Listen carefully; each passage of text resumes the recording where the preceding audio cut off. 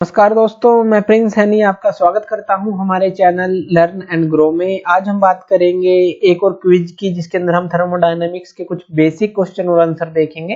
पहले भी हम इसके 2 क्विज डिस्कस कर चुके हैं। चलिए नेक्स्ट क्विज लेते हैं, इसका देखते हैं कौन कौन से और इसके इंपॉर्टेंट क्वेश्चन बनते हैं।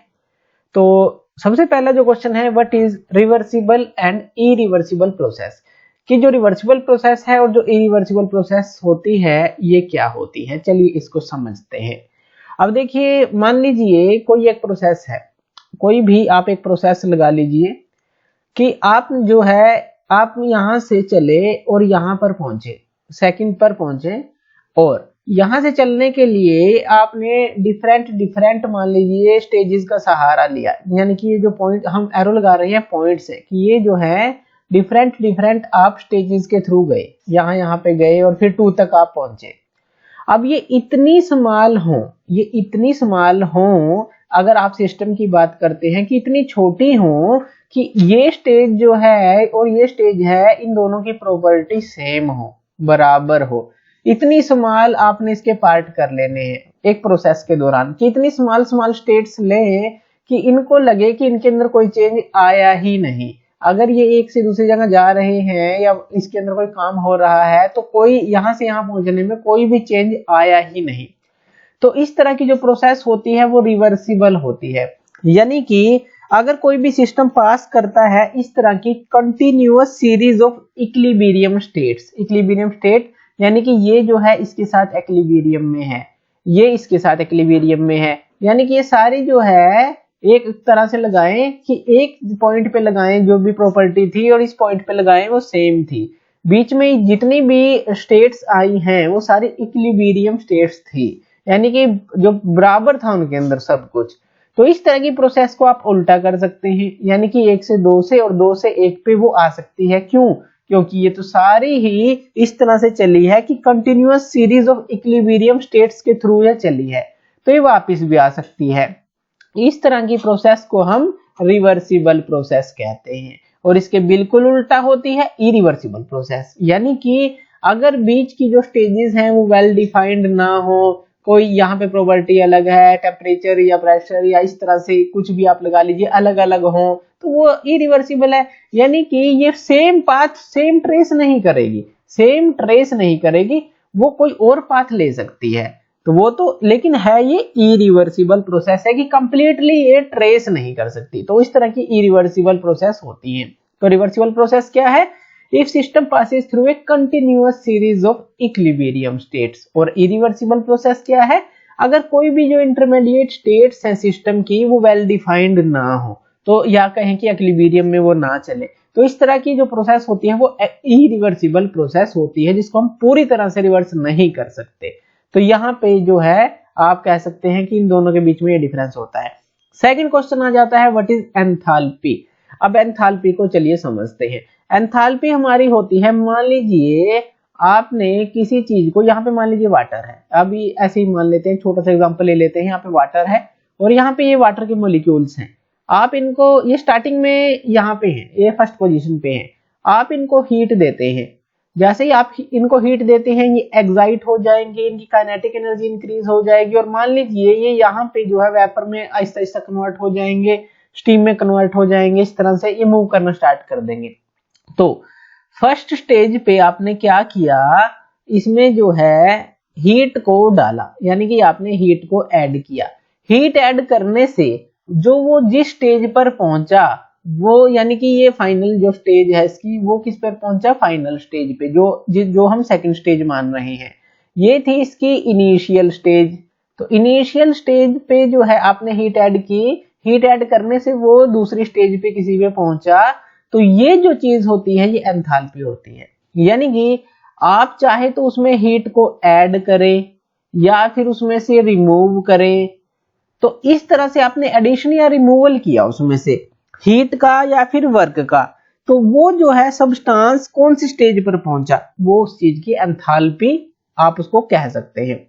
इसको आप डिनोट करते हैं, देखिए हमने यहाँ पे दिखाया है, how much heat and work was added और रिमूव, कितना आपने ऐड किया या रिमूव किया फ्रॉम द सब्सटेंस।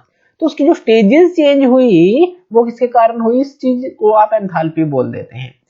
इसको आप H से डिनोट करते हैं। यहाँ पर जो H है ये है हमारा एंथैल्पी, इसको आप एंथैल्पी बोलेंगे, ये एंथैल्पी है। U यहाँ पे ये क्या है, इंटरनल एनर्जी है। P यहाँ पे ये है हमारा प्रेशर, और V क्या है यहाँ पे, स्पेसिफिक वॉल्यूम या वॉल्यूम आप इसको बोल दीजिए, ये है volume. H equal to U plus PV, तो इसकी दूसरी डेफिनेशन क्या बनती है, it is the sum of internal energy and product जो है प्रेशर और वॉल्यूम का, इन दोनों चीजों का सम है ये। तो एंथैल्पी आप इस तरह से डिफाइन कर सकते हैं। नेक्स्ट क्वेश्चन आता है, what is law of conservation of mass. Law of conservation of mass क्या है? कंजर्वेशन का मतलब होता है कि कांस्टेंट रहना किसी चीज का, कंजर्व्ड रहना। तो ये क्या है, मास को ना तो आप क्रिएट कर सकते हैं ना डिस्ट्रॉय कर सकते हैं, लेकिन यहाँ पे एक चीज हमने लिखी है, in the absence of nuclear reaction. क्योंकि कहीं जो आपने देखा है, जैसे कि कोई चीजें होती हैं अपने आप उनके अंदर डीके होना स्टार्ट हो जाता है, तो वो चीज हमने लिखी है कि एब्सेंस ऑफ न्यूक्लियर रिएक्शन, कोई इस तरह का डीके ना हो। तो मास को ना तो आप क्रिएट कर सकते ना ही डिस्ट्रॉय कर सकते in the absence of nuclear reaction, लेकिन इसको कन्वर्ट किया जा सकता है एक फॉर्म से अनदर फॉर्म में, ये ध्यान रखना है।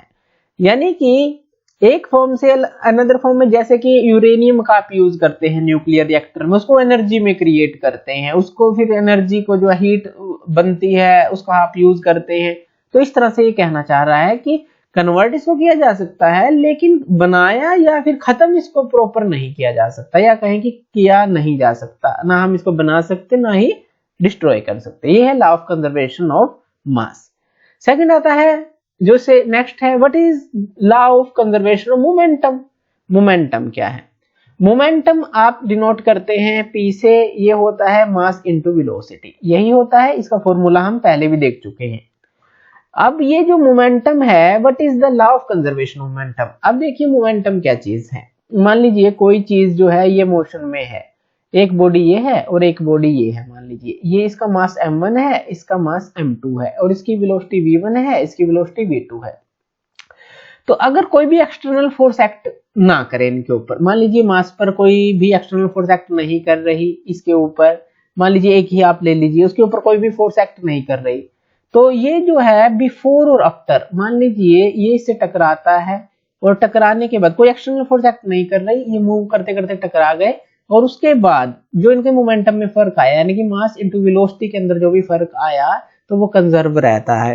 तो ये कहना चाहता है यहाँ पर, यानी कि जो law of conservation of momentum है, जैसे कि m1 और v1 के साथ ये चल रही थी, m2 v2 के साथ चल रही थी, ये दोनों टकरा गए, मान लीजिए ये m1 मास जो है m2 के साथ टकरा गया और इनकी एक ही वेलोसिटी हो जाती है v।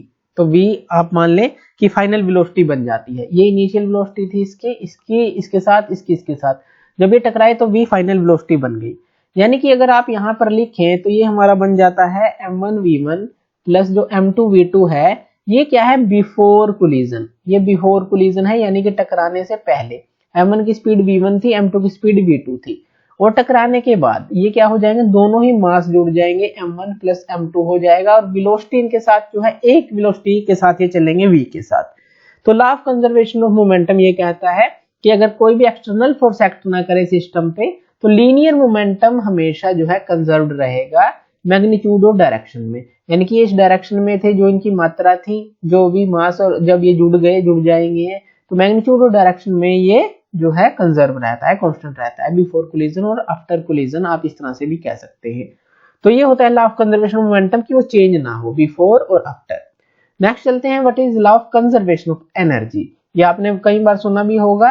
तो जहां पे कंजर्वेशन आ जाता है वहां पे सीधा सा ये जो मतलब आता है कि एनर्जी जो है उसको ना तो आप क्रिएट कर सकते ना ही डिस्ट्रॉय कर सकते, लेकिन आप इसको कन्वर्ट तो कर सकते हैं एक फॉर्म से दूसरी फॉर्म में। जैसे कि बहुत सारे इसके एग्जांपल हैं, बहुत सारे एग्जांपल हैं। घरों के अंदर इलेक्ट्रिक फैन है, जो इलेक्ट्रिक फैन है जब आप इलेक्ट्रिसिटी देते हैं तो फैन जो है उसकी एनर्जी को मैकेनिकल में कन्वर्ट कर देता है, इस तरह की एनर्जी। या फिर आप डैम के थ्रू बिजली बनाते हैं, जो पानी आता है ऊपर से, जो पोटेंशियल एनर्जी होती है पानी की इकट्ठा करे हुए की, जब आप उसको छोड़ते हैं वो किस में कन्वर्ट हो जाती है, काइनेटिक एनर्जी में कन्वर्ट हो जाती है पानी की। तो इस तरह से जो है आप चेंज जरूर कर सकते हैं, कन्वर्ट जरूर कर सकते हैं, लेकिन उसको बना और डिस्ट्रॉय नहीं कर सकते, उसकी फॉर्म को चेंज कर सकते हैं। तो ये है law of conservation of energy. What is mass and energy relation, mass और एनर्जी का रिलेशन क्या है। तो ये देखते हैं कि ये रिलेशन हमारा क्या होता है। तो मास और एनर्जी का रिलेशन है हमारा, ये जो है इक्वेशन दी गई थी आइंस्टाइन के द्वारा, इक्वल टू mc स्क्वायर। यहाँ पे E जो है वो इक्विवेलेंट दिखाया गया है, यहाँ पे m क्या है, मास है, c क्या है, वेलोसिटी ऑफ लाइट है, यानी कि E equal to mc square. ये इनके बीच में रिलेशन रहता है कि जो आप जो एनर्जी जो होती है वो इतने जो मास है इनटू c स्क्वायर यानी कि वेलोसिटी ऑफ लाइट के स्क्वायर के बराबर होती है। तो ये इनके बीच में रिलेशन रहता है, ये भी आपको याद रखना चाहिए। अब जो E equal to mc square है, इसके अंदर जो एनर्जी है, ये तो एनर्जी है, तो इसको तो हम जो है जूल के अंदर जो है देखेंगे, यानी कि जो इसकी यूनिट होगी SI यूनिट जूल होगी। और मास की क्या होगी, मास की हमारी किलोग्राम में होगी। और वेलोसिटी ऑफ लाइट की क्या होगी, मीटर पर सेकंड में होगी, क्योंकि वेलोसिटी क्या है, मीटर पर सेकंड होती है। तो इस तरह से तो एनर्जी को जो है न्यूटन मीटर आप इसको लिख सकते हैं, तो न्यूटन मीटर या फिर जो है जूल में जो है आप इसको मापते हैं। तो इस तरह से आप इसको शो कर सकते हैं। अब यहीं से देखते हैं कि जो 1 kg ऑफ मास है वो कितने वैल्यू ऑफ एनर्जी के बराबर है। इस इक्वेशन से ही हम निकाल सकते हैं कि 1 kg ऑफ मास जो है कितने वैल्यू ऑफ एनर्जी के बराबर है, यानी कितनी जूल ऑफ एनर्जी के बराबर है। अब यहाँ पे देखिए इक्वल टू mc स्क्वायर है। अब यहाँ mc स्क्वायर मास तो है 1 kg, c का स्क्वायर क्या है 3 इंटू 10⁸ होता है, अबाउट जो वेलोसिटी ऑफ लाइट है इसका स्क्वायर है। तो ये कितने के बराबर हो जाएगा, जब आप इसका स्क्वायर करेंगे 9 इंटू 10⁻16 जूल, यानी कि जो 1 kg जो हमारा है 1 kg ऑफ मास जो है वो equal to how much value of energy, ये इतने के बराबर है 9 इंटू 10⁻16 जूल के बराबर। तो यहां से आप निकाल सकते हैं, या फिर आप इसको ऐसे भी लिख सकते हैं 90 इंटू 10⁻15 जूल। ये जीरो हम यहाँ भी ले सकते हैं, कैसे भी लिख लीजिए। तो इतने के ये बराबर है, कई बुक्स में ये दिया हुआ है, तो आप वहां से भी इसमें कंफ्यूज मत होइएगा। तो इतने के बराबर होता है 1 kg of mass equal to इतने एनर्जी के, यानी कि 90 इंटू 10⁻15 जूल आप लिख सकते हैं। Does internal energy of an isolated system remains constant, क्या जो इंटरनल एनर्जी होती है आइसोलेटेड सिस्टम की हमेशा कांस्टेंट रहती है। अब देखिए पहले तो आइसोलेटेड सिस्टम हमें समझना होगा। आइसोलेटेड यानी कि जो अलग किया हुआ सिस्टम है, सारी चीजों से अलग किया हुआ सिस्टम है, तो क्या उसकी इंटरनल एनर्जी जो है, अब मान लीजिए कोई बाउंड्री है, इसका उससे कोई लेना देना नहीं है, आइसोलेट किया हुआ है हमने सिस्टम को, अलग किया हुआ है ये कह सकते हैं। तो ये जो सिस्टम है क्या इसकी इंटरनल एनर्जी रिमेन कांस्टेंट रहेगी। तो जो इसका आंसर आता है बिल्कुल यस, इसका जो आंसर रहेगा। अब क्यों रहेंगे, देखिए अब जो ये आइसोलेटेड सिस्टम है हमारा, इसके अंदर कोई भी हीट एडिशन नहीं होगा, क्यू इक्वल टू हो गया 0। जो हमारा ये फॉर्मूला होता है Q equal to W plus U, अब क्यू तो 0 है, आइसोलेटेड सिस्टम है, जब हीट एडिशन नहीं होगा तो वर्क डन भी नहीं होगा, तो वर्क डन भी 0 है, यानी कि Q0 और W0। यहाँ से U क्या आ गया हमारा, जो हमारा U2 माइनस U1 होता है या डेल U होता है, तो U क्या आ गया या डेल U क्या आ गया हमारा 0 के बराबर आ गया, यानी कि U2 माइनस U1 किसके बराबर आ गया 0 के बराबर। और क्योंकि ये चेंज है इंटरनल एनर्जी, और यहाँ पे U2 इक्वल टू आप लिख सकते हैं U1, यानी कि इंटरनल एनर्जी जो है रिमेन कांस्टेंट रहती है, क्योंकि हीट एडिशन नहीं होता, कोई भी वर्क इसके अंदर नहीं होता, तो इंटरनल एनर्जी जो है 0 के बराबर आ गई, यानी कि ये सेम रहेगी, कोई भी इंटरनल एनर्जी में कोई भी चेंज नहीं आएगा, वो हमेशा कांस्टेंट रहेगी आइसोलेटेड सिस्टम के लिए अगर हम बात कर रहे हैं तो। नेक्स्ट क्वेश्चन लेते हैं। नेक्स्ट क्वेश्चन है what is PMM1 in thermodynamics. पहले तो PMM क्या है ये हम जान लेते हैं। इसको हम बोलते हैं परपेचुअल मोशन मशीन। अब ये किस तरह की मशीन है थर्मोडायनेमिक्स के अंदर, ये एक तरह की आइडियल या कहेंगे थ्योरेटिकल मशीन आप इसको कह सकते हैं। इसके अंदर क्या होता है, जो कि कंटिन्यूअसली वर्क को डिलीवर करे विदाउट टेकिंग इनपुट, यानी कि कोई एक मशीन है। अब मान लीजिए कोई मशीन है, इसको आप नाम दे दीजिए PMM1 मशीन है, और ये सीधा जो है वर्क दे रही है, इसके अंदर कोई भी कहीं से भी इनपुट नहीं आ रही, इनपुट नहीं आप इसको दे रहे, ये वर्क दे रही है। ऐसा इम्पॉसिबल है, क्योंकि ऐसा हो ही नहीं सकता, आप इनपुट देना और आउटपुट आपको मिलती रहे, ऐसा इम्पॉसिबल है। तो PMM1 क्या है, एक तरह का इम्पॉसिबल मशीन है, जो कि हम कहते हैं कि इनपुट ना दे और वर्क जो है वो करती रहे विदाउट इनपुट, तो वो होता है PMM1 टाइप।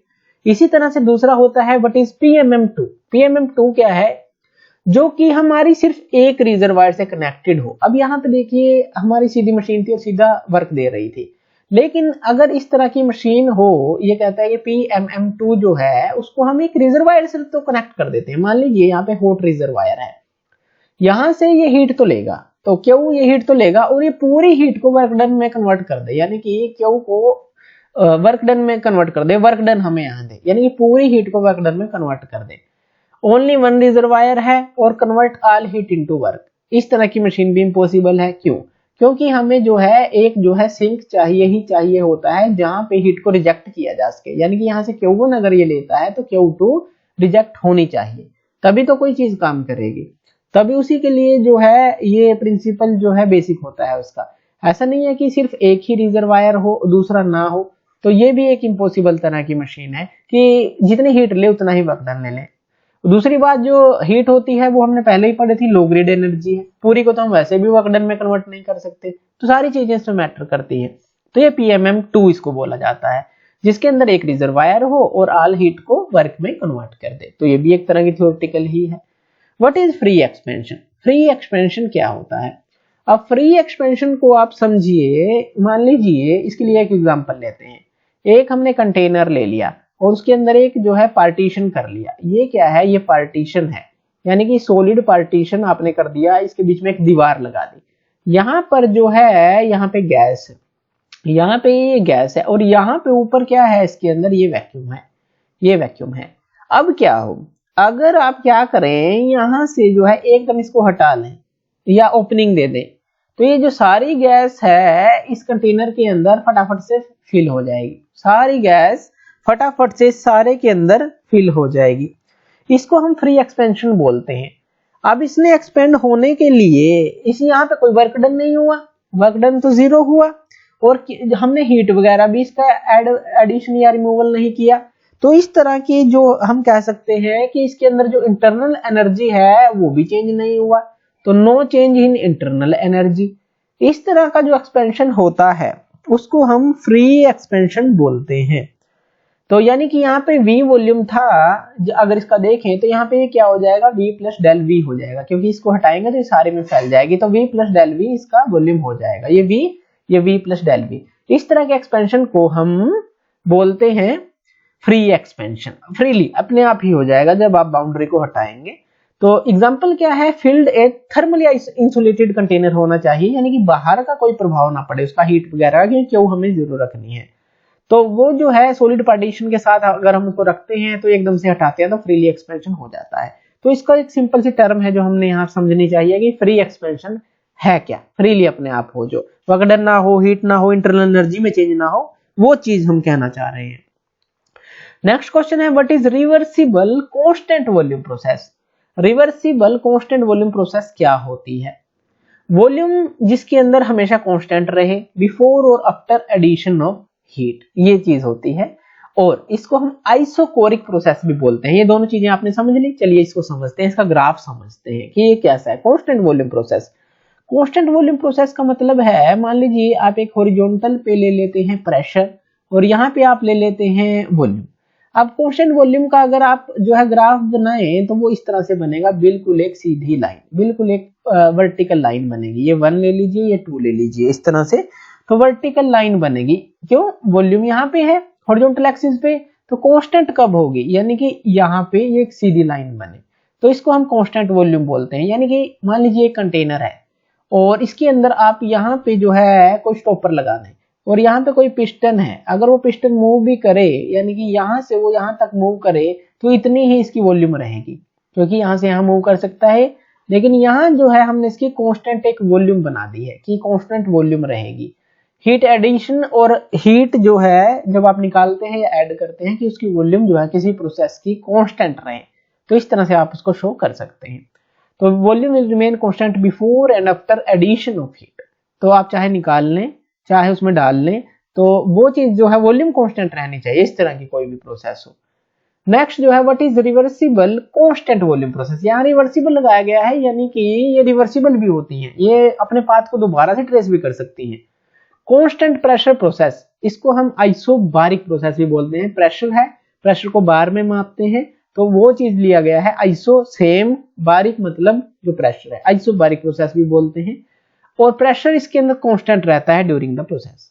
तो इसका अगर हम ग्राफ देखें तो वही पीवी के अंदर ही अगर हम देखें, यहाँ पी है यहाँ वी है, तो अब ये लाइन इस तरह से आ जाएगी, यहाँ पे एक पॉइंट यहाँ पे एक पॉइंट, बिल्कुल एक सीधी लाइन आ जाएगी इस तरह से। फर्स्ट से सेकंड ये क्या है, कांस्टेंट प्रेशर प्रोसेस है कि कांस्टेंट प्रेशर रहेगा ड्यूरिंग द प्रोसेस, तो ये होती है हमारी constant pressure process. What is reversible constant temperature process? Constant temperature इसको हम आइसोथर्मल प्रोसेस बोलते हैं। आइसो मतलब सेम, थर्मल मतलब जो हीट का एडिशन है वो चीज, तो कांस्टेंट टेम्परेचर रहे अगर प्रोसेस के दौरान तो वो चीज। अब इसको आप कैसे समझेंगे, अगर पीवी के अंदर ही हम इसको बनाते हैं, यानी कि ये पी है और ये वी है, तो इसका जो ग्राफ है इस तरह से बनता है, लगभग इस तरह से। ये जो कर्व होता है ये हमारा होता है आइसोथर्मल कर्व, इसको हम आइसोथर्मल कर्व बोलते हैं। तो इस तरह से ये जो है कर्व बनता है। तो जब भी आप जो है इस तरह के ग्राफ देखते हैं तो इस तरह की सेम टेम्परेचर की लाइन आपको इस तरह की दिखाई देती है कि जब भी आप कोई प्रोसेस कर रहे हैं या कोई प्रोसेस हो रही है उसमें टेम्परेचर चेंज ना हो, तो वो चीज होती है हमारी कांस्टेंट टेम्परेचर प्रोसेस। नेक्स्ट जो क्वेश्चन है, what is reversible adiabatic process? Adiabatic हमारी प्रोसेस होती है, इसको आइसेंट्रोपिक प्रोसेस भी बोलते हैं। आइसेंट्रोपिक मतलब, अब इसके अंदर इसको समझने के लिए हम टीएस जो है ग्राफ बनाते हैं। टीएस यानी कि जो हमारा एंट्रोपी के साथ ग्राफ है। तो यहाँ पे जो देखिए, यहाँ पे टीएस है, एंट्रोपी यानी कि एंट्रोपी नीचे है, तो यहाँ पे इस तरह की एक सीधी लाइन आ जाएगी। अब इस तरह से, यानी कि ये कांस्टेंट एंट्रोपी प्रोसेस है, यानी कि आइसेंट्रोपिक आप जिसको बोलेंगे, जिसको हम रिवर्सिबल एडियाबैटिक प्रोसेस बोलते हैं। इसके अंदर कोई भी हीट और मैटर का ट्रांसफर नहीं होता, ये ध्यान रखना है, कोई भी हीट और मैटर का कोई भी ट्रांसफर नहीं होता। तो ये कुछ क्वेश्चन थे जो हमने लिए, कुछ बेसिक क्वेश्चन थे जो आपको पता होने चाहिए। तो थैंक यू वीडियो देखने के लिए, और इसी तरह की वीडियोस के लिए आप हमारे चैनल लर्न एंड ग्रो पे हमें सब्सक्राइब कर सकते हैं। धन्यवाद।